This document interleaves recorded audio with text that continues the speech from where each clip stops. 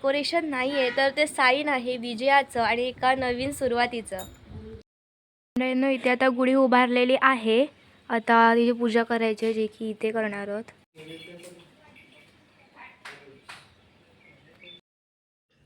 नमस्कार मंडळींनो, मी संस्कृती कोल्हरकर म्हणजे तुम्हा सर्वांची कोकणची राणी तुमचं पुन्हा एकदा आपल्या यूट्यूब चॅनलवर स्वागत करते.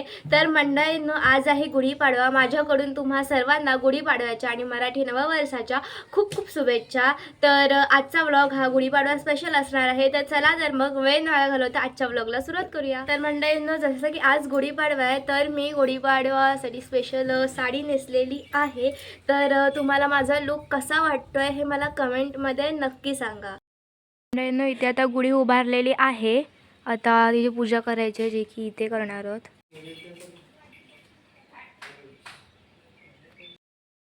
इथे ना मम्मीने रांगोळी काढली इथे.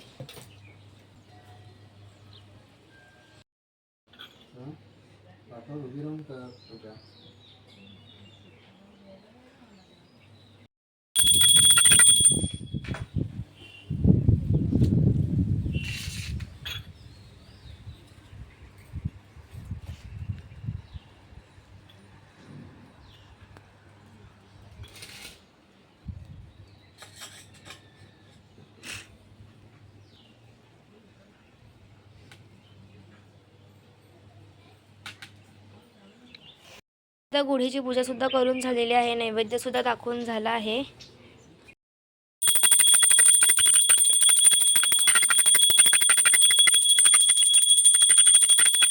तर मंडळींनो, आजच्या दिवशी आहे ना, कडुनिंबाच्या पानासोबत साखर किंवा काहीतरी गोड खाल्लं जातं. तर याचा अर्थ असा की तुमच्या आयुष्यामध्ये गोड आणि कडू ह्या दोन्ही गोष्टी असणार आहेत. म्हणजे चांगल्या वाईट सुख दुःख ह्या दोन्ही गोष्टी असणार आहेत. तर आता बघा, माझ्याकडे सुद्धा हे कडुनिंबाचं पान आहे. याच्यामध्ये मम्मीने मला साखर दिली आहे. तर आपण सुद्धा खाऊया. तर मंडळींना गुढीपाडवा म्हटलं की म्हटलं जातं हिंदू नववर्ष, मराठी नववर्ष.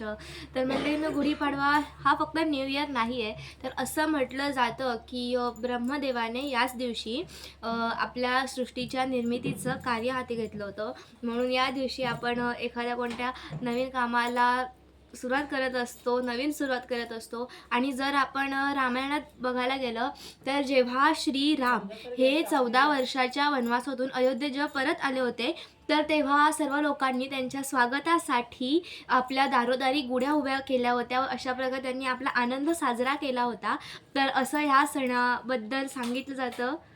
आणि मंडळींनो, जे तुम्ही गुढी बघताय ती फक्त डेकोरेशन नाही आहे, तर ते साईन आहे विजयाचं आणि एका नवीन सुरुवातीचं. तर मंडळींनो, उकाडा एवढा वाढला आहे, मला खूप गरम होत होतं. तर मी साडी चेंज केलेली आहे आणि आता मम्मी म्हणजे जेवण बनवते आणि मी बनवते बटाट्याची भजी, कारण मला हवे.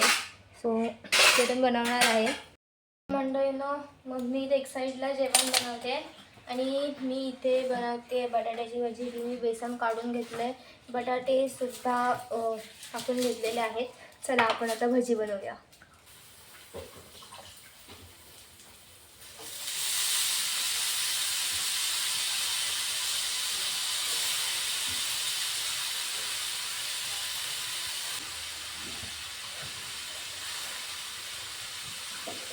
इथे नैवेद्य दाखवला आहे देवाला आणि बाहेर गुढीजवळ सुद्धा दाखवलेला आहे. आणि ऊन बघू शकता तुम्ही, खूप ऊन पडलंय.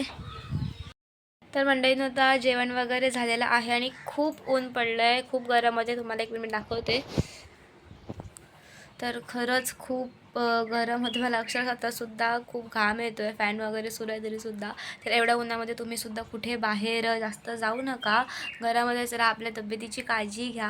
आणि मंडळींनो, मला तुम्हा सर्वांना सांगायचं आहे की आता मी इंस्टाग्रामवर सुद्धा माझं अकाउंट ओपन केलेलं आहे.